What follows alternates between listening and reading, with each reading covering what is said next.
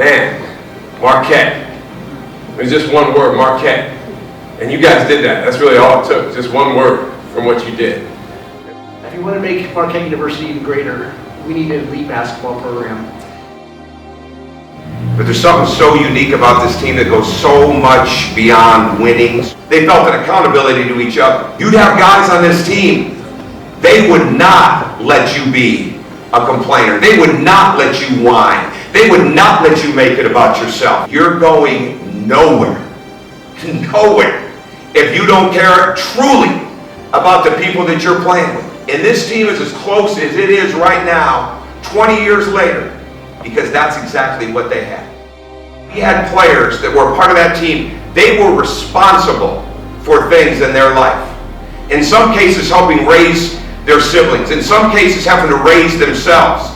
In some cases, going through tragedy in their life before they ever got here. That have responsibility. I don't mean having the responsibility for being the captain of the team or taking the last shot. They had responsibility in their lives. They had responsibility where they were going to sleep at night. They had real responsibility. Okay? And what that in turn brought them is they understood when they became a part of a team that when you have responsibility, you look across the room, you don't have any respect for anybody that doesn't care about that. You don't have any respect for somebody that really doesn't, that they feel entitled. That guy wouldn't have lasted 3 days in our locker room. They wanted to be great, but they knew they weren't going to do it without each other. 75% of our team didn't have both parents at home. Okay? It didn't make a difference. There was always people that they were playing for. Always somebody in their life that had sacrificed for them. They had a chip on their shoulder not because of their entitlement or because of their level of greatness or their level of what they thought they should be. It was because somebody had lived out life for them that gave them a level of what sacrifice is all about. And they carried that. It was Dwyane's greatest strength. And we had so many other guys that had this. He understood sacrifice. He understood what it was to love his family so much and to go through so many different things in his life and to never, ever, ever let anything get in the way of the love that he had for his family, even on the darkest days, worst moments. The driving force for him has been what he's seen in his life and the love that he had for everybody in his life. That's his greatest strength. That's why he is the person and the leader and player and all the different things that he's been. Y'all see why we were successful. I don't know about you, Peter, but I was actually, I'm ready to go hoop and I can't hoop no more. He pushed us to levels that we didn't know that we had.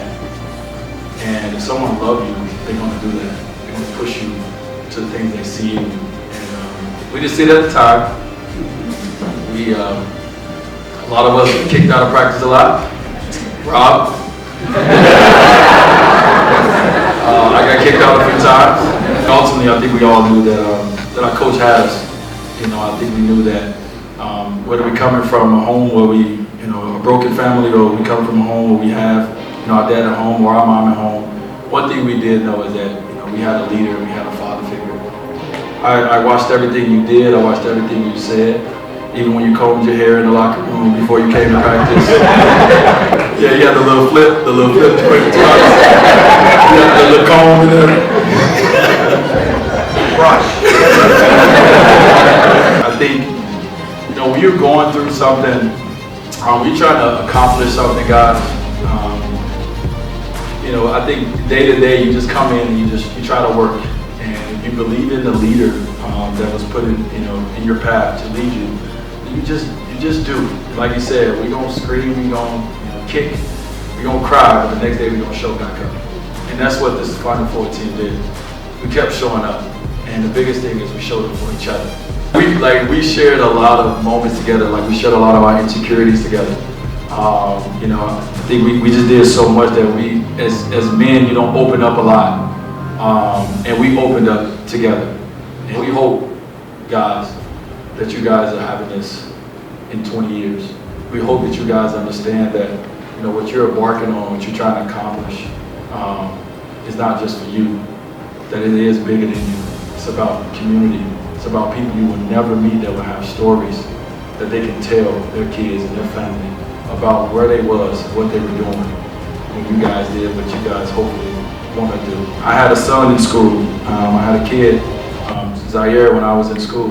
Coach Horn and Mrs. Horn, they babysitted for Travis. Was this, you said Scott, right? Babysitted for me. Like Coach didn't mess around. Like me and my wife needed an hour out. Coach said, hey, next you up. That's how we work. Like they had a babysit Zaire. Just so I get an hour out to go to KFC or something. I had no money.